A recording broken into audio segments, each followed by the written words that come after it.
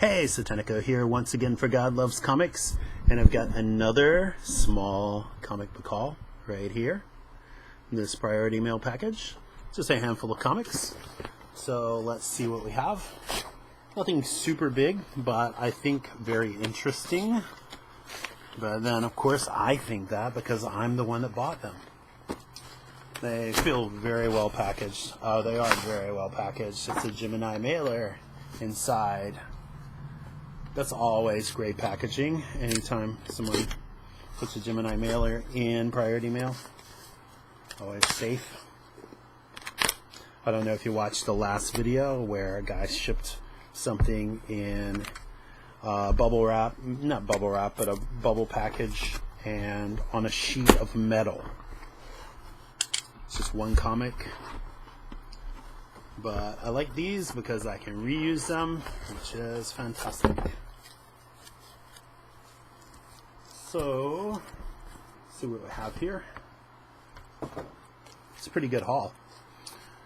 Only a handful of comics, but there we go. Okay. So this is Batman, as you can see. And is the Whitman variant. And the Whitman variant, I actually like it. I like to see the Whitman, Whitman's over DC. And I like to see the little Whitman symbol. It always seems very childlike and kiddie-ish, but the Whitman variant was released in the exact same time as the DC version, so in no way is it a reprint or inferior.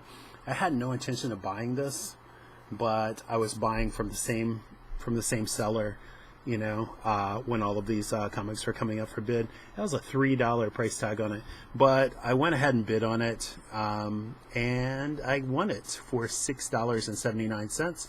It is a very small key, but a pretty cool one.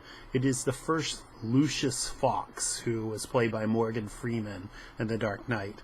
I barely recognized the name. I was like, yeah, I think that's Morgan Freeman, right? And so that's pretty much it for that. It is a small key. I don't know if it's worth very much. I was looking up comics and I forgot to look this one up, but I don't think it's worth that much at the moment, but you never know. I mean, another Batman movie comes out and you see Lucius Fox again. I don't know, maybe, but it's still worth it. Pretty cool. Not even positive who did the cover. This is very cool. This is very cool, especially if you've seen my Swamp Thing readings.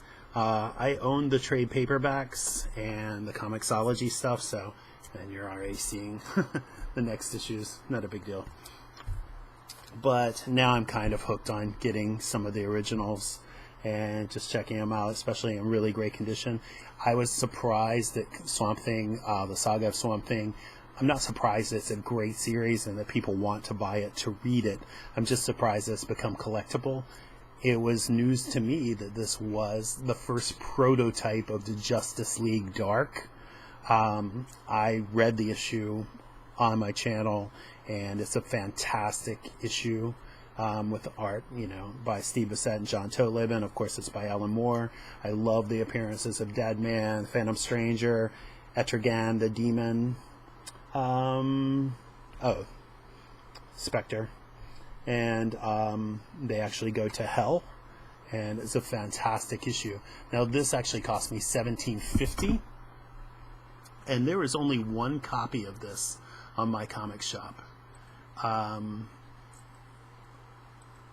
the one copy I believe was a 9.4 for $185. So this was listed as a, was listed as a very fine to near mint. I paid $17.50. As I said, a 9.4 is listed at $185. Now that's a consigned copy. It's a good sign that they have no copies and the only one is consigned. I can't believe that anyone's going to pay $185 for it. This is probably not a 9.4. Is it a 9.0? I would be surprised if it wasn't. It actually looks like really great shape. Corners and everything look great. The spine looks fantastic. So, I mean, I think it's conservatively a 9.0. So, is it worth $17.50? Yes. Is someone going to pay significantly more for it right now? I don't think so. But I'm not necessarily looking to flip it right now. But I love the issue. I love this. I love the series. It was an incredible pleasure to read it, and so I picked it up, and I've got a couple more of those coming. Not this specific issue, but more Swamp Thing, more Alan Moore, maybe even some more in this. Oh yeah, and here's another Swamp Thing. This is not Alan Moore. Now this was a steal. It's not really worth very much. In near mint, it's worth $13 on my comic shop, and I think like very fine.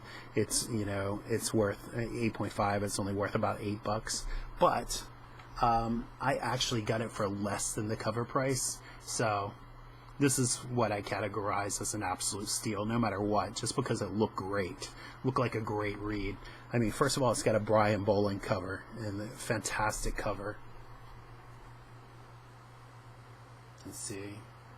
Lots of detail as Brian Boland. Yeah, there's a signature right there. Oops. You can see where my finger is. So, fantastic cover by Brian Boland. And the synopsis just looked too delicious to pass up. And by the way, I was also very curious as how Rick Veitch's run went after Alan Moore had left.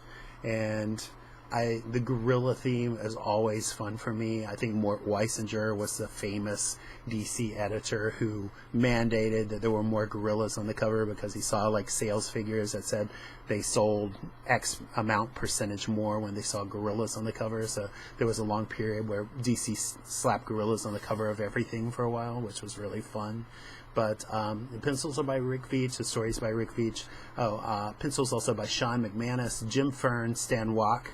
Two of those guys appear in Sandman in terms of Sean McManus and Stan Walk. Yes, things go ape as Gorilla Grodd takes control of DC's simian characters, causing them to try to free him from the imprisonment in Gorilla City. He causes his own problems, however, when his tampering with nature attracts the attention of the Swamp Thing.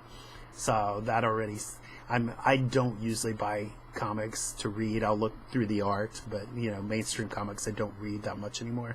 But that actually looks like an incredibly fun story. So, and I say that, of course, I did read the Swamp Thing series and loved it. But Alan Moore is quite an exception when you're talking about reading mainstream comics. But that really sounds fun to me. And also great art. And then there is another Alan Moore.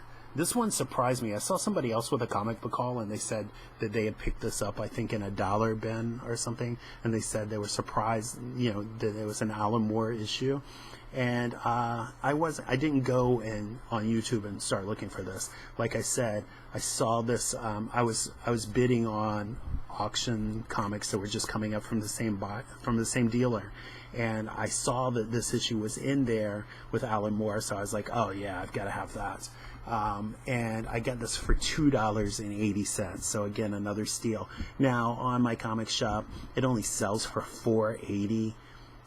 So there's nobody's like starved for this issue. I think for the most part, nobody even knows that it exists. And if they do, of course, there's no keys in it, so people don't care, it seems, if there's no keys. But I'm really interested to read the story. The art surprised me. It's by George Freeman. The cover actually is by Ed Hannigan, but with inks by John Byrne, and you can see some of John Byrne's flair with Clayface, this mannequin, and the penguin. But it is signed by Byrne after Hannigan, so... but the art is by George Freeman from Captain Canuck. I did see some of the interior art and it looked pretty good. But I'm also very interested in reading this from Alan Moore. I might read this on my channel because it's a relatively short story, I'm sure. What did I have to say about this? Well, that's it for now. Okay. And pick this up just for fun. Superman Family, great cover by Garcia Lopez, Jose Luis Garcia Lopez, who gets a lot of love from people on my Facebook group, the Godlovescomics Facebook group. I always liked Jose Luis Garcia Lopez. This is a really great cover, but generally didn't, I didn't think he really popped, really stood out in a big way. I mean, he was obviously incredibly talented, had great facility, but I like this cover. I do see a major flaw right there. You can see right there at the top, right there, yeah. A little bend back there. And there is apparently a date stamp, 2/21. They don't do that very often on modern comics, especially. I'm surprised to see that, but other than that, it's not even a stamp. Somebody just wrote it on there. But still, looks like a fun issue. Superman family. It has cover by Garcia Lopez, as I stated. Night of the Looters, starring Jimmy Olsen. Script by Tom DeFalco, who would go on to be editor-in-chief at Marvel Comics. This came out in 1978, by the way. I'm surprised it's that old. It's actually in great condition, except for that one little bend. And then you've got, an art by Kurt Schaffenberger, who I really like, especially I like his Golden Age stuff. The Mass Murderer from Krypton, starring Superman, Jerry Conway. More pencils by Schaffenberger, inks by Tex Blaisdell, always one of the great names in comics.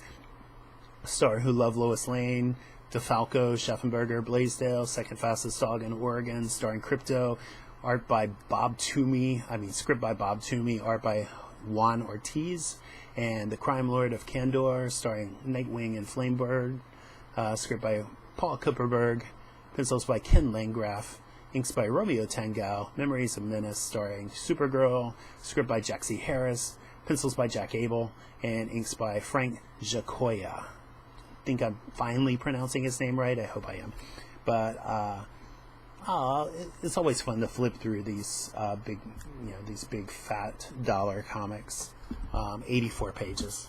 So, and last but not least, definitely not least, probably most barely, the Swamp Thing issue cost $17.50. This one costs $17.55, and it's a little surprising that it's not a little bit more valuable on MCS. There was a lot of bidding for this.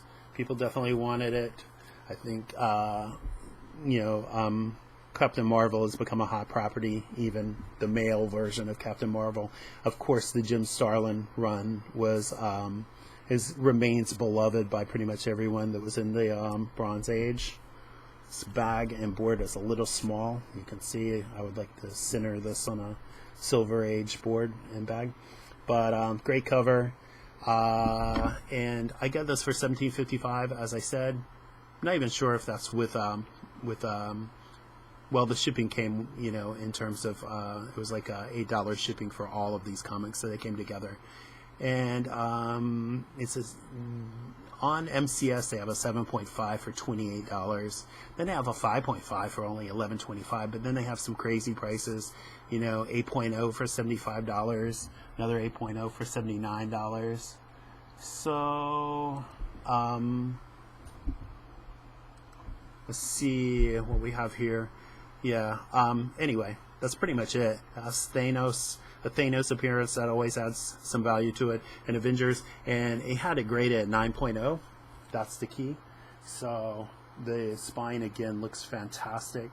Of course, it makes a big difference taking out the bag. The spine looks fantastic. It's got a little blunting and a little bit of a bend in the corner right where my thumb is, right where my overlong thumbnail that I need to trim is.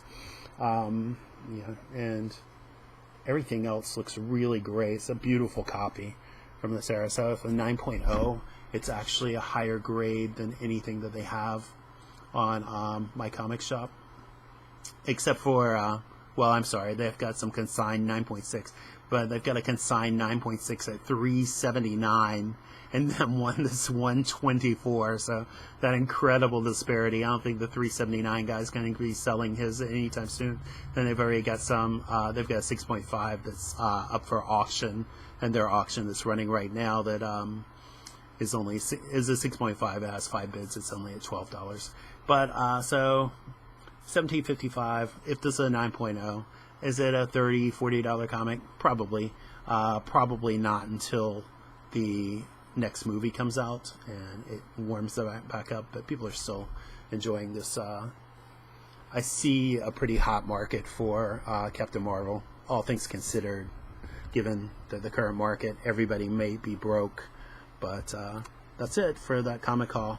Again, relatively small, but I think some very cool stuff. I'm most excited about Swamp Thing that I've already seen, but I'm going to thumb through it again, maybe read the letters page if there is one. It's an annual, so maybe not. I definitely want to read this, and I definitely want to read the Alan Moore story here. So that's pretty much it for another comic book haul video, and hope you enjoyed it. Thanks very much for listening. Please feel free to comment and subscribe, and of course thumbs up. It takes a nanosecond. It cannot be that hard. Thanks very much. See you next time. Bye.